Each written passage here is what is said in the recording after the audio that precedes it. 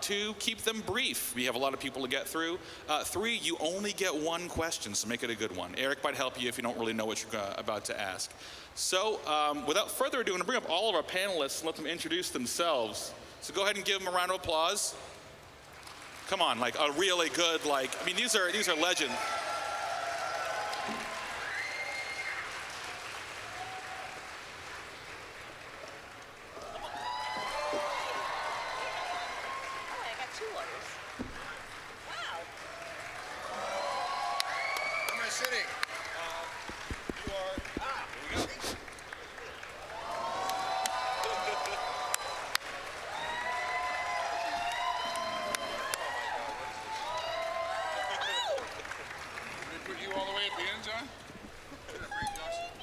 Is this on? Barely. Oh, yes. Duh. So much love. Barbara and the boys. I like the hat. Right. Go ahead and introduce yourselves real quick. I'm sure they'll know who you are, but I want you guys to just feel good about yourselves. Huh. Okay. Say something nice. Say something nice? It's not really a Mr. Satan kind of thing to do, but, hey everybody, how's MomoCon out there? Make some noise! All right, Satan. Okay, no, you don't have to. No, you don't have to. Right? It's not that kind of a show. Next time on Dragon Ball Z. ... Fill in the blank with something like that, yes. Hi, I'm Kyle. Make my monster grow! Or not. Yes. And nothing ever happens here now to... I'm Barbara Goodson. Oh, so we have to do, I'll do the Joker for you.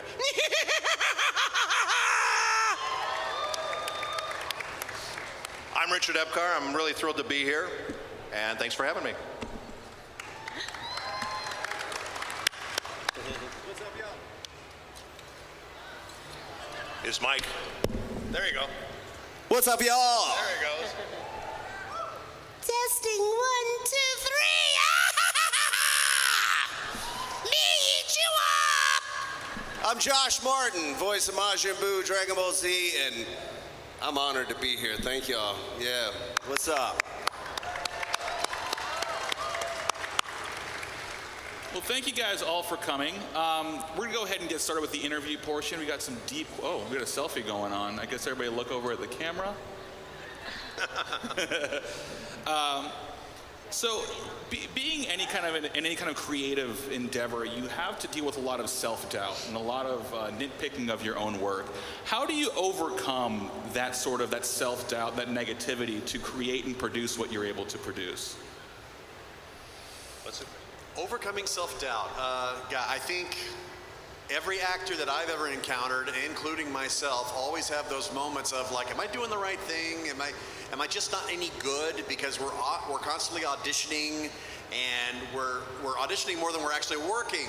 So in normal corporate work, you'd be saying like, wow, I'm not getting good results. Maybe I'm not cut out for this sort of thing. But it's par for the course when you're a freelancer. You know, and you're trying and you're sticking to your guns, and it's like, okay, it'll happen when it's meant to happen. And I'm blessed to know the people that I do in this industry. They're super cool people, they're super talented, and we all take each other's backs. So that's kind of what I sit back and remind myself. It's like, you know what, we're all taking care of each other. It's all going to be okay. Bob Burgin, who does a lot of voices, you may have heard of him, Porky Pig, a couple of things.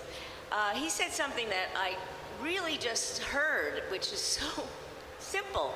He said, it's not that you were rejected, it's that you weren't selected. And it's a whole different shift on that thing.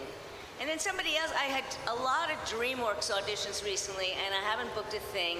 And somebody at a meeting said, is anybody trying out for DreamWorks?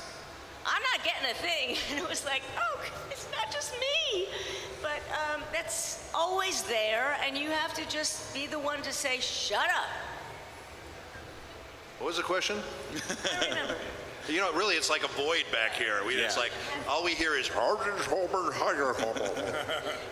do More sound in the monitors. How do you deal with rejection? Drugs and alcohol, I think that's Not getting. Oh, not We have getting a the winner. part. I don't know. You know, you just keep doing it, and you do your best. That's all you can do. And if they're smart, they'll hire you. And if they don't, it's their loss. Right? Right. Smiling and dialing. I think it's a certain amount of like having good taste in what it is that you know you like and enjoy, and going out there and trying to achieve that thing that you really enjoy and want to have, and sort of understanding where you fit, and then just getting that more and more experience. Just keep doing it, you know. No one ended up in this industry by quitting. You know, so it takes a lot of it's a lot of experience and, you know, life experience along the way too. That's always important. So All right. that's all I got. Never been to Do you have anything to add to that? Not after that, no sir. Absolutely. Y'all listen to Mr. Epcar Yeah. and everyone else. Thank you. Now, a major part of voice acting is taking direction. You aren't always in charge completely of what you're doing.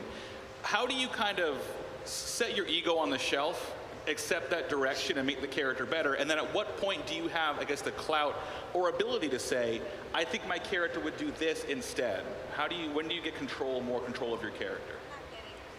I think he's asking because we, as actors, don't always have fully control because of directors. Do you sort of draw the line and take that direction, and where do you think along your career path you have the comfortability to say, I think I would do this or I would do that. My character may do something different. Where do you draw the line in there somewhere? You know, a lot of it depends on the director. If you have a good director and you have an idea, a good director will let you go with it. A bad director will try to be what I call a puppeteer and kind of control you. And I've had many projects where I go in and it's artistically fulfilling and wonderful to work with the director, and I've had other experiences where the director is very controlling, and I have like a little imaginary switch in my brain, and I just kind of switch it off, and I just give them whatever they want, whatever they ask for. So, you know, there's two types of, you know, you're doing a job, and obviously you're hired to do the job and you want to do the best you can, and sometimes they have a very strong idea in their head what they want, so you have to give them what they want. But as an actor, it's more gratifying to try to create something together. Yeah. I have another take on it from a woman's point of view from the 80s, when it was much more, what can I say? Male-dominated? Male-dominated and male ego-oriented with your directors. You were like the little woman who didn't know diddly squat. And the way you played it back then was you acted like a little doofus. And there was a part I was playing and I wanted to do another take because I knew I could do better, so I played the girly card. And I said, can I just try just another one? And batted my eyes and did all that crap. It worked. I got to do the take I wanted. He said, that's actually better. So that was back then. Now I'm an old lady. Nobody, I don't do that anymore, and the Me Too movement has changed that. And I say, let me do it again, or let me try this, or I don't agree. Let's talk about this. Usually, again, if you get a decent director who doesn't have his ego on the line, they want to collaborate with you, and hopefully they will. All of that. Yes. Not to make it simple, but I mean, why add on to something that was so well said? Seriously. No, seriously. That's it. The best answer, though, is to do what I do, and that's sometimes just direct myself, because I get along with myself so well. And we never argue, and we get along, and we agree with everything, so it makes it very easy. Yeah, the whole directing thing, that comes into play more often than not when we have to audition from home. We're left to our own devices. We have to cold read, we have to make decisions and commit, and if we can send multiple takes, that's great, but sometimes they say just send one take, and like, oh gosh, do I give them what they're looking for, or do I think outside the box?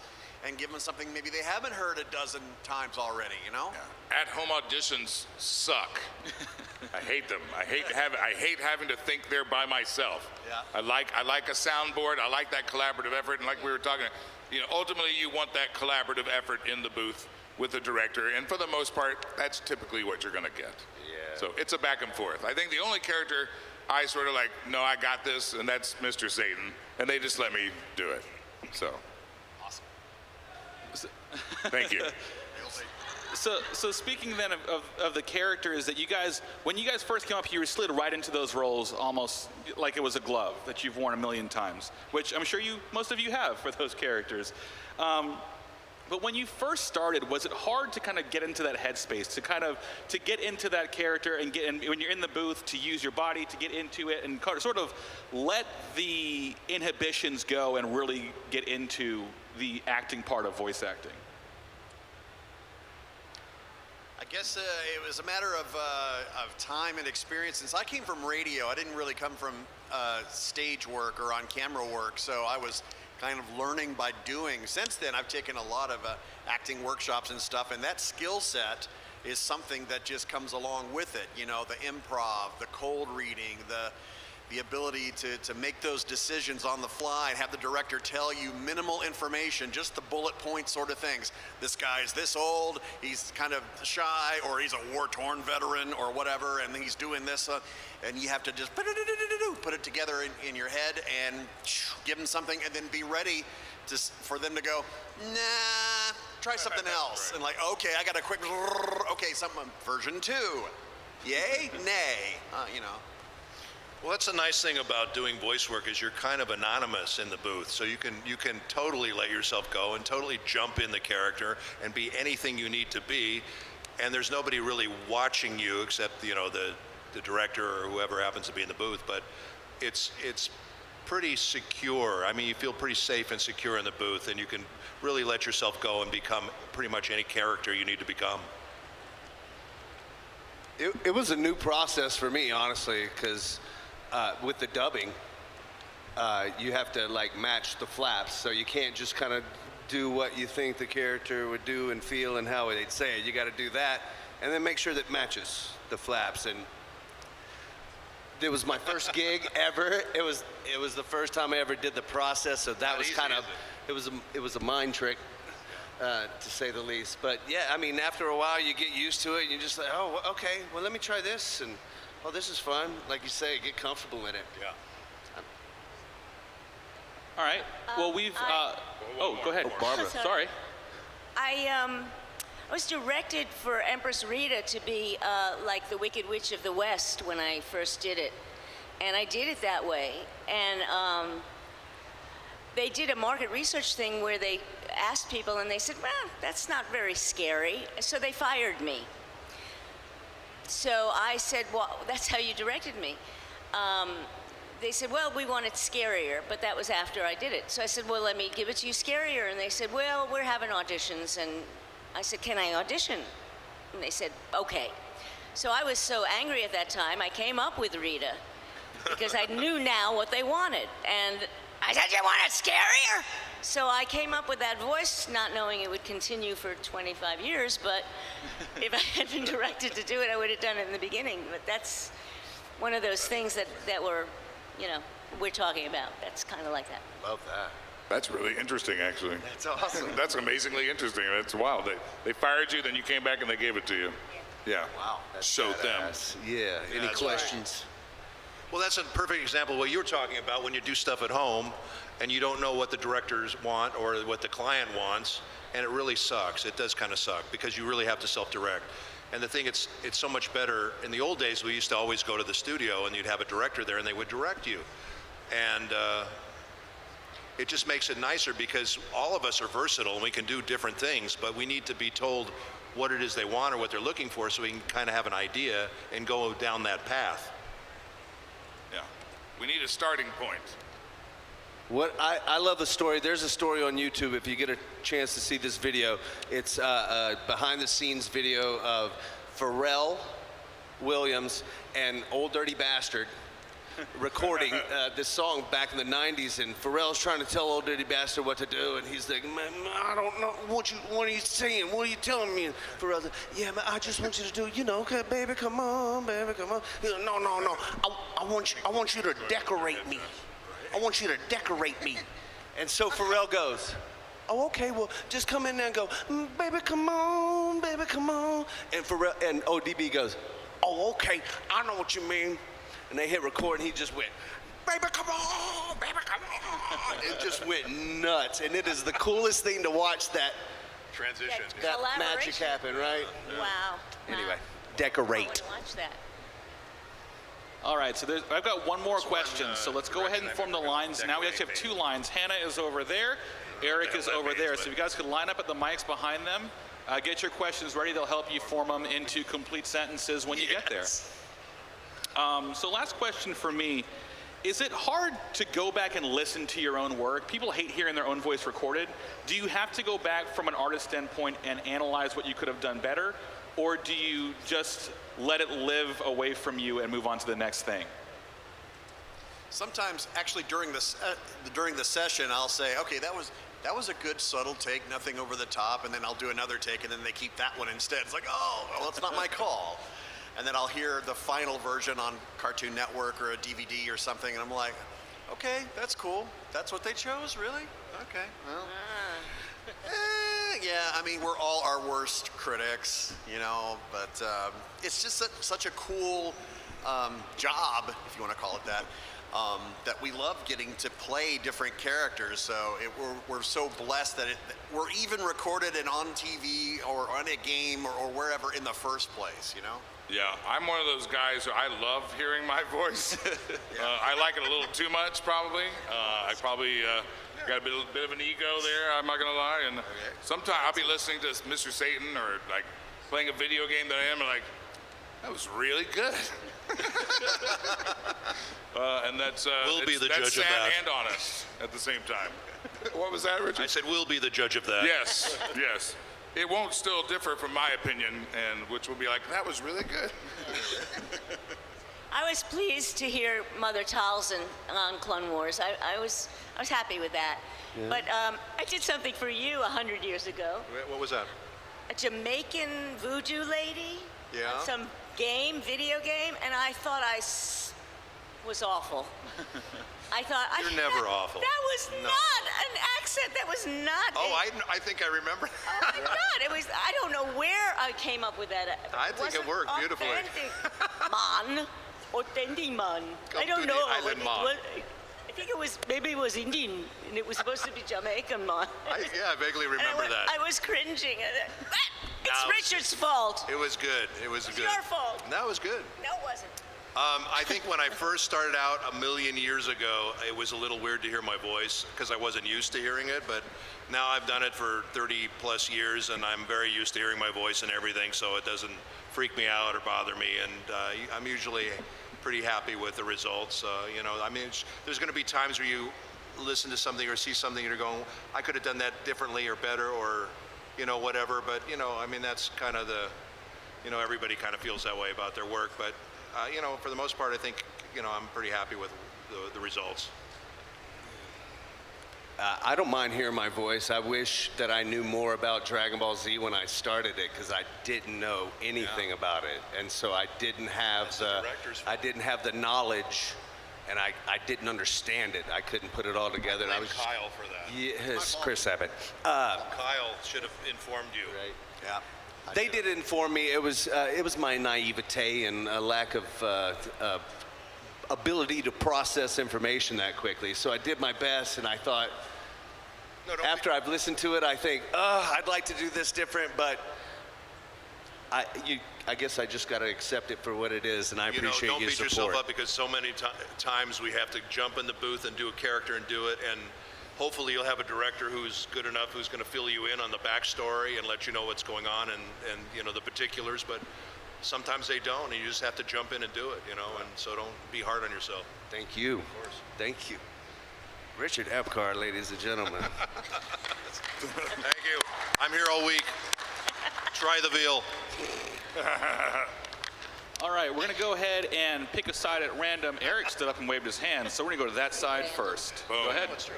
That's true. Don't beat yourself up about that. And go. For Richard Epcar, you probably already know me from Twitter. It's me, XanderLim3. You and I follow each other on Twitter.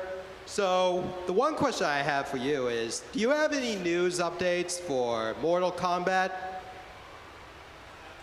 Thunder, take you. Mortal Kombat. I love it. Well, Raiden, one of my favorite characters. I can't really say anything about Mortal Kombat except that hopefully there'll be something coming out soon. Is that? Yeah, thanks. All right. To be continued. Yeah. Definitively say.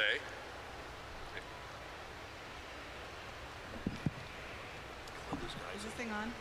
Hello? Can you guys hear us? Yeah, it's on. Just make sure you're real close to it. It's like, I don't. Hi guys, I wanted to ask Kyle a question. A friend of mine wanted to know for Kakyoin, how's the hole in his chest? How he what? How's the hole in Kakyoin's chest? How was the hole? How's the hole? Well, he's getting better, I guess. He asked the doctor, hey, is this permanent or am I good? And yeah. The When is he hole in his coming heart. back, Kakyoin? I don't know. When is he coming back? That's the question. I don't even know. That's the sad part. Well, I miss you, buddy. I miss you on the show. I miss it. But I could use an Emerald Splash right about now, actually. Since I found that out, Emerald Splash is a drink. It's a mixed drink. It's like, What's in it? What's in it? That's a good question. Okay. But it is Look a drink. that up. I'm Thank a you. drinker. Oh yeah, sorry. That's kind of a lame answer, but oh well. Hi, question for Richard Epcar. Real close to the mic. Real close. Oh, hi, question for Mr. Epcar. Closer. I have a Is this good? Yeah, that's good. Question for Richard Epcar. Yeah. I was recently rewatching one of my favorite anime, Monster, and I didn't even know that was your voice at the Yeah. time. What was your mindset going into? Did you try out for another role, or did you? No. No, they brought me in for that role. He's talking about Lunge, Inspector Lunge in Monster. I don't know if you guys have seen it. It's an incredible show. And I sound very different in it. And the character is very different. And it was really fun. I mean, that's the great thing about doing voice work as opposed to on camera. You can be all these different characters that you would never be cast for on camera. And this guy is, he looks very different than me, and he sounds very different than me. And it was a very fun character to play. He's a very obsessed detective, and he becomes crazy by the end of the thing. But he's a wonderful character, and I thoroughly enjoyed doing that. No, they brought me in to audition for that character, and we came up with that voice, and it kind of worked out really nicely. Thank you very much. Thank you. This is just general for all you guys. Everyone knows like what you're most famous for, but what is your personal favorite character to voice? All you guys. Mine's definitely Boo. Yeah. Cute and evil. I'm all about it. Cute and evil. Those are my attorneys. Cute and evil. I have a lot of characters I do, so it's hard for me to choose. I think I love Raiden, the Joker, Bato and Ghost in the Shell, Akuma in Street Fighter V, Joseph Joestar and JoJo's, Jigen and Lupin the Third. So there's a bunch of them, but yeah, those are some of my favorites. Oh boy, I guess Granny Chio, Naruto, and Fulikuli, Naota, and Rita, of course, and Mother Taliesin and Red Fraggle.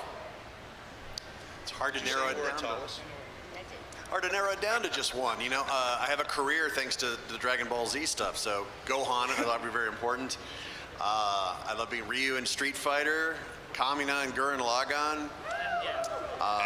I'm happy just to work, but yeah, those characters are really, really pivotal, and I see that through years of going to the con scene and interacting with fans online and in person, what a difference it makes to help inspire people or just entertain, and that feels really good. You know, Mr. Satan's near and dear to my heart. He was literally the first character I ever booked, first character I ever auditioned for, as far as anime was concerned. But one of my favorite characters is probably a character none of you ever heard of, because you decided to play Overwatch instead of Battleborn. But I play the main villain in the video game Battleborn, and you know, just go pick it up, because I really think I'm pretty evil in it, and it's funny. And you know, if you want, it's like $5, guys. Seriously, just come on, throw me a bone. I really like that character. Thank you. Seriously, $5. He likes it. I do. You can go to his house and play it. First of all, thank you for making our childhoods awesome. And I have a question for Justin. Did having to go back and forth through all the different Majin Buu voices mess up your throat at all?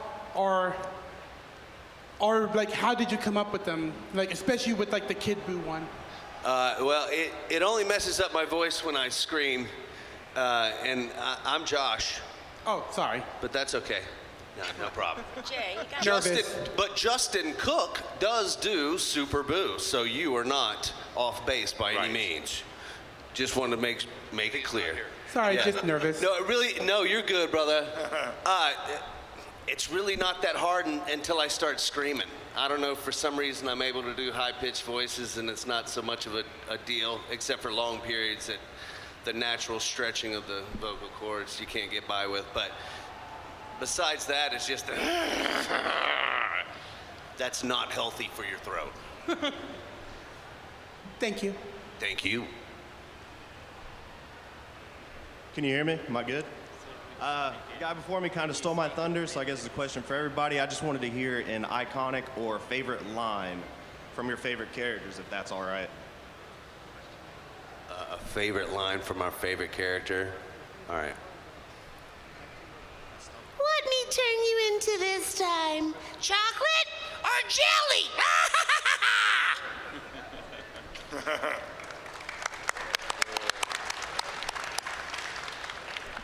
Darkness is the heart's true essence.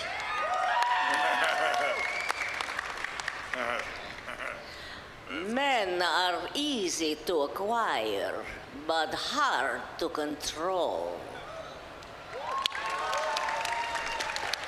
Fight you? No. I'm gonna kill you. Well, I'm sick and tired of all these light shows and tricks. If you want to fight the champ, you gotta fight me, chump. Oh yeah.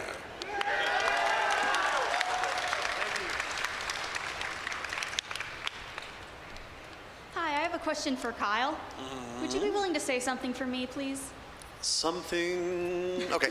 Yes. Could you sing the song? I want you to say like the best line from Fire Emblem. I want you to give me the best pick a god and pray that you have. Oh, wow. Okay. Oh, can I video it? Oh, you want to tape it? Sure, why not?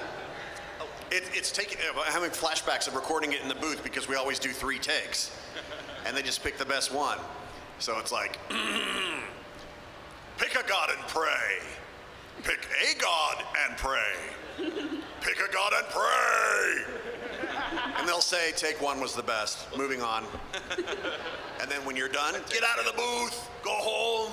Leave. I hope that worked. It did, thank you. Oh, yay! Oh, can you give me one more? Like the biggest one you have. Pick a god and pray!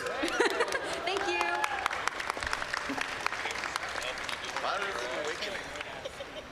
It's like an RPG. Hey guys, so after a really long time of wanting to be a video game voice actor, for like 5 years, I finally actually landed a role last week, so I'm super excited. Congrats. Congratulations. But it's my first voice acting role in my first video game, and I'm recording in a home studio. So from you legends, what are some tips you have for the actual recording process, doing that first experience? Well, the most important thing if you're going to record from home is just make sure it's quiet and you have a good, Did they give you the specs on what they wanted you to record? Yeah, so just record it according to the specs and just make sure it's very, very quiet. And that's it. Send it in WAV. Generally, they like it, on Don't put it into an MP3. Send it in WAV. And I did an entire game in Australia. It was fantastic. This guy hired me, and it was like 45 pages of dialogue. And I would go in my pajamas with a cup of coffee every morning and just knock out, a few pages, send it to. It was the greatest gig ever. Wow. Yeah, it was really fun. So yeah, you're doing the right thing. Thank you, guys. Yeah. Okay, so first of all, so I gotta ask you a question. So, what's your favorite experience when you were in the booth recording? All of y'all. Hi. I'm sorry, what kind of experience? What was your favorite experience overall that you can recall when you were recording? Like the funniest thing that ever happened to you while recording? Something that happened to you while recording. Funniest thing that happened to you while recording? Not much. I mean, it gets a little hot in there sometimes. The AC can't be on all the time, but as far as experience in the booth, I mean, overall, just being able to do this and get in there and play a bunch of different characters. I mean, the making money at this is the experience, and creating characters and being able to make this, I can pay my bills doing this. I can send my daughter to school and bring her. I mean, that's the experience for me, is that I get to do this for a living. I worked really hard. I went through a lot of different experiences. I did a lot of stupid things, and then when I got here, now I get to do this, and I'm very happy. That's the experience for me. Nice. My experience is just, I know that it just feels like I'm living my dream, because ever since I was a kid, I wanted to do voiceover for animation, and now I'm doing it. So whether it's my first time 18 years ago for Dragon Ball Z, or next week, going in recording bit parts for something that I have no idea what it is, I get to go and do something that I'm very, very passionate about. I love going, doing stuff when you can actually see the other people. Yeah. That's real fun, because you're sitting in a room with a microphone and somebody else is next to you, and that's like a party when you're with your actor friends that you've known for 20 years, and or 40, whatever, couple of years, and you get to play. It's like this family, so that's my favorite experience, seeing everybody.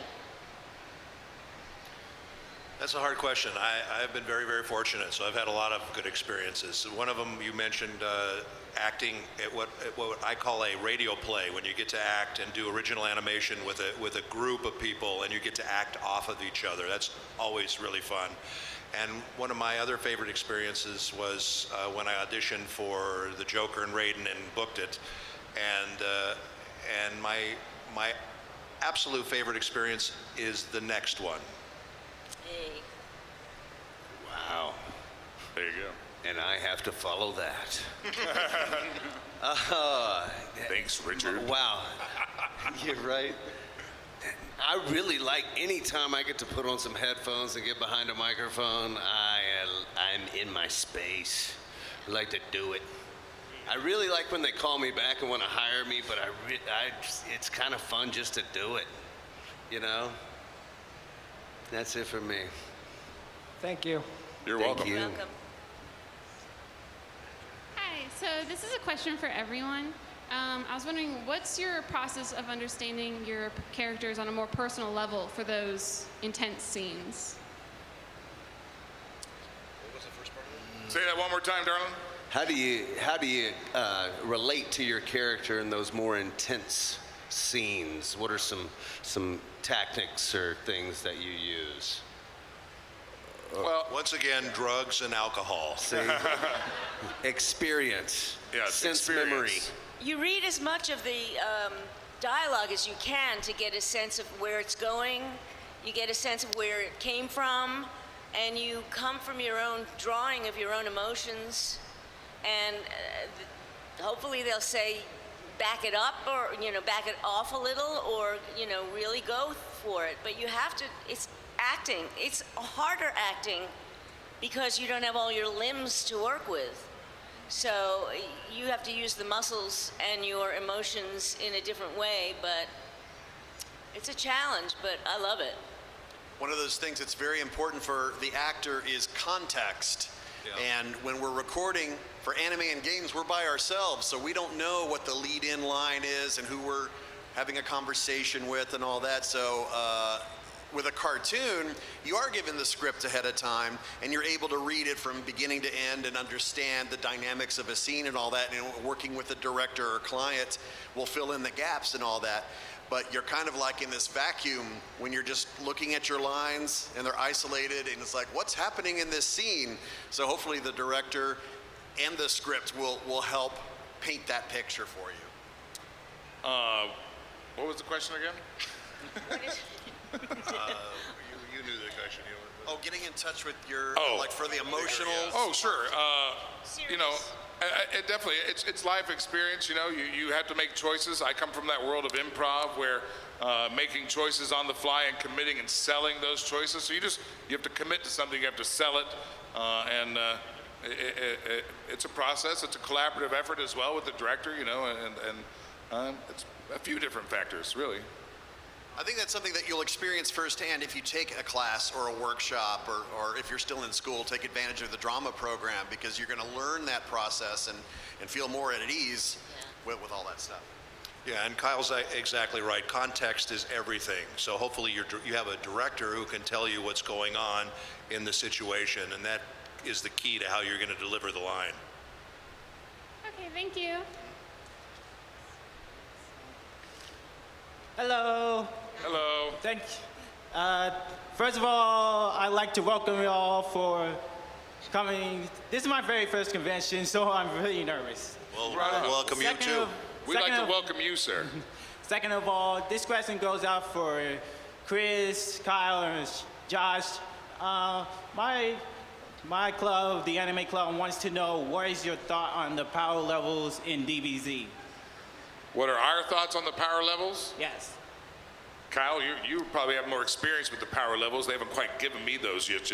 Oh, gosh, I'm pretty sure they're over 9,000. Yeah. Maybe just a little bit, sometimes more, sometimes less. I mean, the director the narrator, he's kind of like God. He's all-seeing, all-knowing. He can start battles and end them because it's time for the network commercials to start airing. Previously, last time. And maybe he knows a thing or two about power levels, but more so than us. Yeah, the fans actually know more than the actors do, to be honest. I mean, if Mr. Satan had an opinion on what the power levels are, you know, he would probably get in there and exaggerate. You know, he had the story about how he went Super Saiyan and defeated Lord Beavis, as it was. So he'd be like, 9,000, that's nothing, man. I hit like 12 or 13 the other day, in my sleep, you know, so. Thank you. You're welcome. You're welcome. And good night. Hi, guys. Hello. Hello. Fellow thespian here. One of my favorite things whenever I'm discovering a character is that epiphany moment, whenever you're like, okay, I'm actually now getting the character. Have you ever had one of those epiphany moments whenever you're going through the motions and then it snaps into place? This is my character, and there it is. Have you ever had one of those moments? And which character did you do that with? Good question, actually. Are you saying that initially you're not finding the character? Is that what you're saying? And then You kind of got a grasp of it, but there is just that aha moment where you're like, okay, that's it. I found it. Well, for me, and all of this is very personal stuff. For me, if you're doing that, then you're kind of out of the character to begin with, because you're looking at yourself and you're not being inside and being the character. So I try not to do that. I just try to jump in and be the character. And I think if you do that, you'll find it comes a little easier. Cool. The epiphany is when you're working on getting to it before you start it. But if you're doing something and you're saying, wait a minute, wait, let's back this up. This isn't where it's going. I got to go back, or I lost the voice. The voice, I left that behind, or maybe no, this is better. Sometimes you're allowed to start over and, say, yeah, like, I think she needs to be darker, or I think she needs to be a little bit more whimsical or something. There's a light in there that is missing. But that's also during the process. And if it's anime, it's line by line, so you can fix it in your session. Yeah, I think it's finding your groove. The more time you spend with that character, it's not necessarily an aha moment, but it's more like, okay, all right, I'm getting in, and you find a groove. You'll notice on any show or game, like the early lines sound a little bit different than later as the episodes progress or the story progresses, and it's like because, oh, okay, now I'm starting to get the feel for that. And sometimes it's so different that the director notices as they're going along, and they'll play back the first lines and go, wow, our voice is different, but I like where you are now, so let's go back and re-record those first lines with now that we've gotten, dialed it in. Yeah, I mean, definitely over time, you become more and more comfortable with the character, and I do think that, from where it started back for me, like say Mr. Satan back in 1999, and where I am now, I like to think that it's a more well-rounded voice and character. I definitely look at him differently, appreciate him more. So somewhat it's more about the process, I think, than maybe this aha moment, but taking the journey with the character along the way, and things develop and change, whether it's, whether you're doing a play, shooting a movie, or ultimately in voiceover, which that timeline is much more condensed about how much time you have to spend with the script and things like that. So having those others experiences with characters and scene studies and things like that definitely helps you in that sort of reduced time level when it comes to voiceover. So more experience out there definitely helps in the booth. For me. Yes, thank you very much. I'd just like to add to that real quick.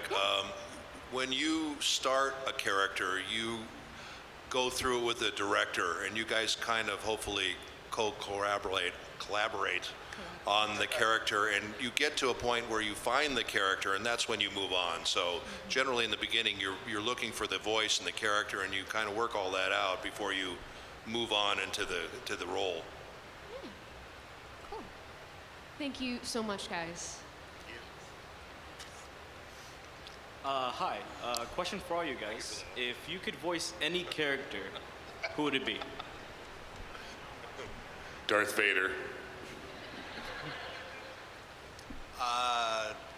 Whatever the next big SpongeBob type popularity animated character, like Whatever become, the yeah. crazy marketing phenom. Yeah, exactly. It's like Tom Kenny. He's tons of things, but SpongeBob is like, wow, that's the big one. So it's like, I don't think that character's invented yet, but we'll see. It's something to grasp and hope for, but I'm a big Star Wars fan. I would die happy if I could like voice a stormtrooper that gets shot or something, I don't know. Yeah, I was at one point going to have a backstory as Mother Taliesin in Clone Wars, and then they sold it to Disney, and that never happened, and I would love her to come back, Mother Taliesin. Batman.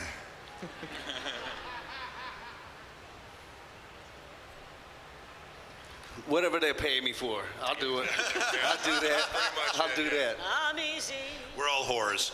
Yeah. Speak for yourself. All right, thank you so much, guys. Thank you.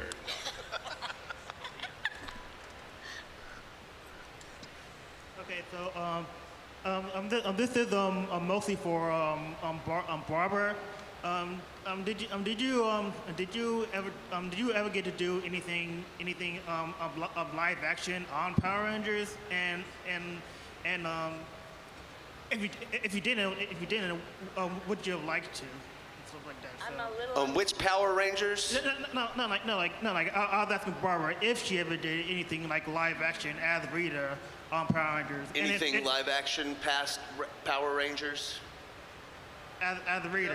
As Rita? You absolutely could have done. Oh, you mean as the character, as Rita? Yeah. Actually, I was up for Rita when they ran out of footage from Machiko Soga, and I wore the costume once. Yeah? And I'm so glad I didn't get it because it was so heavy. My neck hurt.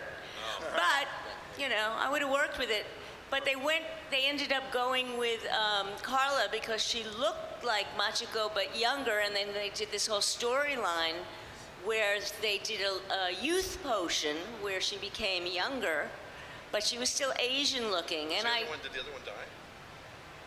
Machiko wasn't dead when they just ran out of footage from Japan, but she has passed away now. So her career was dead. I think she was Mystic Mother. I think she learned English for that. I could be wrong. Somebody can tell me the truth, but I think I heard that she wanted to play herself in America. I would have cast you. I know you would have cast me, but they didn't because I am not Japanese, and that's what they wanted to go with, a more Asian looking woman.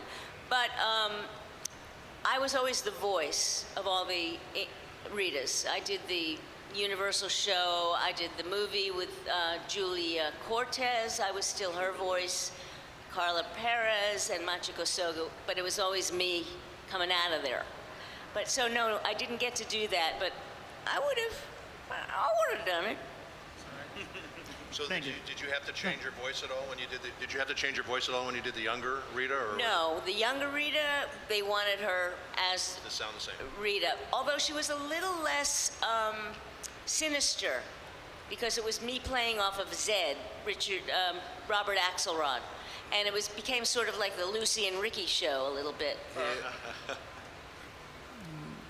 right, thank you. Okay. Richard Epcar, what is your impression of Joseph Joestar? Oh my God! What the hell? Holy shit! Good. Whoops. Thank you. Yes. Hi, I'd like to ask all of you, how are you guys able to pick yourselves up from the living hell directors and everything else just put you through after all the voice acting gigs you guys have done and were able to do? One more time, just a little louder. Pick ourselves up. What? How are you able to pick yourselves up after you never got the jobs? Like every time they said no, how are you able to pick yourselves up and say, I still want to voice act? Sure. Well, it's got to be conditioning, I think, to begin with. You just got to go into it with the mindset that most likely you will not get a call back. Initially, you know, after you get in the business for a while and you get confidence and stuff, you got to go in there like, this is my gig and I need to book it, you know. But at the same time, just imagine one part being read for by all of these, you know, talented people. Only one of them's gonna get it, and you see all 5 of them are talented. So that doesn't mean that the other people who don't get it aren't talented, it just means they picked one person. So if you go into it with that mindset and confidence of what you can do and what you do, then next. Yeah, I think you have to, if you want to be in this business and survive, you basically have to, when you audition, do your best and then forget it. And then if you are lucky enough to get called back or cast, that's great. But you just really, and it's hard to do that. I know it's hard to do that because you fixate over it. I know people that have started out and they like did 1 or 2 auditions and they're like, you know, every day, did I get it? Are they going to call? It's like, just forget it and move on to the next. You have to be able to really just do it and forget it. I had one that hurt a lot recently because I was in Zootopia and I had a boy voice as the bully for Jason Bateman for Disney. And I thought, I went to the movie to see it and it wasn't my voice. And my voice was, they actually homogenized it. It was somebody that was a little not so bully-like. I mean, my bully was nasty. It was Disney, they made it a little bit kinder and gentler. Nicer bullies. Nicer bullies. Nicer bully. Wasn't, anyway, that hurt. But you know what you do is like, you give yourself a time limit. I cannot, I don't want to be unhappy. Life is too short. And you find other things in your life. You get a relationship going. You have a life outside this business. You need that to make it bearable. Otherwise, if this is only it for you, it will knock you down. But, you know, you need other people in your life and another thing that makes you happy. Yeah, never take rejection personally. You didn't book the part because you just weren't what they were looking for. It is no statement on your talent or ability. If anything, it's good to be grateful you had even the chance just to try out, because you may have now gotten on some casting director's radar and they'll remember you and they'll keep calling you back for other projects. Even if they never hire you, at least they think of you because they want to see what you're going to bring to the table. Yeah, you definitely go in. Auditions are things you're supposed to forget. In the long run, all you really remember are the parts you get. Except, you know, there are a couple, you know, along the way of parts you're like, oh man, I still always wanted that one character that, you know, Chris Sabat beat me out on or whatever, which is most of them. But yeah, for the most part, forget it. In the long run, you just remember the parts you get. Thank you guys so much. Real quick, we have about 5 minutes left, so we'll take 2 more questions, all right? One from you and then one from back over there. All right. Hello? Oh, shoot. Hey, this is for Richard. In the first season of Digimon, you were Edamon, and then further went on to do Myotismon and came back as Edamon again. Was it planned to do both originally, or were you only meant to do one? I have no idea. They brought me into Myotismon. Myotismon was kind of like this kind of a character. And Edamon was Elvis, baby. So they were two completely different characters, and I enjoyed doing them both a lot. But Edamon was really fun because I got to sing like Elvis and do all this crazy stuff. He was really kind of a nutty character, so he was really fun. And a lot of people don't realize this, but I directed the first season of Digimon. Yeah, I directed the first season of it, and then I got hired by DreamWorks to go all over the world, so I took that job. Right. Hi, this is a question for everybody. What did you do prior to voice acting, and what inspired the transition to do voice acting? Like, what didn't I do before voice acting? Before? Is that what they say? Before. What did we do before we became actors? Voice actors. Basically, yes, voice actors. I mean, I worked in the restaurant industry, man. That's what actors mostly do. I bartended, I waited tables, I managed restaurants, you know, and it just, I'm so happy I don't have to do that anymore. I was a DJ on the radio. I heard about auditions through some station coworkers, and that was it basically. I also wanted to work in radio. Ever since I was a kid, I was fascinated by the whole theater of the mind, the fact that people could hear you but not see you, and that helps when you're a shy kid. But now working in voiceover has helped my confidence level, so you know I don't get the social anxiety as much, and I'm able to sit up here on a panel and address hundreds of people and have it not bother me the way it would as a teenager, going, how am I going to get to do this if I'm always shy and nervous and have stage fright? Voice acting for me was just part of being an actress. I was a theater major in college, and I went to American Musical Dramatic Academy. I did nightclubs, I did a lot of stage stuff, and then and I waited tables. Windows on the World at the World Trade Center, I worked there. And when I got into the voice stuff, it was another way to get work in the business. I didn't have money, I wrote my own thing of my characters. I always knew I could do voices, and rattled it off to somebody, and he said, you should be doing some cartoon stuff. And while I was doing a show called Company. And so I got into doing it as a way of not having to wait tables that much anymore. And then it became the thing that gave me a career. I was a Beverly Hills gynecologist. Liar. I'm lying. But he did tell people that. But I did want to be. Anyway, I digress. Not going there. I digress. I basically, when I came out I always knew I wanted to be an actor, but when I came out to Los Angeles, I had to sell clothes for a while, which was really kind of horrible. And I gotta say, there's a lot of people that are still waiting tables and want to be actors and all that sort of thing. When it changed for me is when I said, I'm not doing this anymore, right? That's when it changed. When you say, I don't want to do this other crap anymore, that's when it changed. And Not to put down people that wait yeah, tables. no, not to put down anybody, but I'm just saying, if this is something you really want to do, you have to make that commitment. And it was rough. It was rough the first few years, but I got to tell you, it was the best decision I ever made, and I'm so glad I did. And it never would have happened. There's people that I feel bad because there's actors in LA, and most of the actors in LA still wait tables and do that sort of thing. And listen, everybody has to make a living and eat and that sort of thing, but I think when you make that determination and decide, I'm not going to do anything else, this is what I'm going to do, sink or swim, I think it puts a lot more pressure on you, and you hopefully will succeed. You find out real quick what is worth what to you.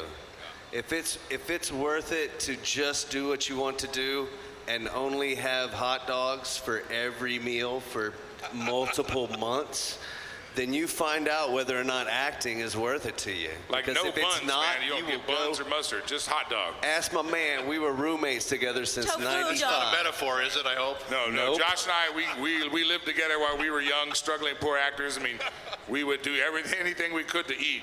Josh would call up pizza places and pretend to be an old man and get us free pizzas. It was great, you know. I threw him under the bus. I'll tell you. Anyway, but seriously, the way that I got into it, I was the Pillsbury homeboy, and I got discovered by Christopher Sabat performing improv comedy in the back of a Mexican restaurant. Nothing says loving like the blunts I be puffin'. Hollering 187 with my dough in your mouth, biatch. And that started my voiceover career. So, everyone who goes to school, drop out. Start a comedy troupe, get to a Mexican restaurant, and wait to get discovered. Sounds like a horrible idea, right? It worked for me. All right, I want to thank all of our panelists, thank all of our audience members. Big round of applause. Make sure you check your apps to see where they'll be doing signings and when they'll be doing signings. And yeah, thank you all. Please don't hurt each other on the way out.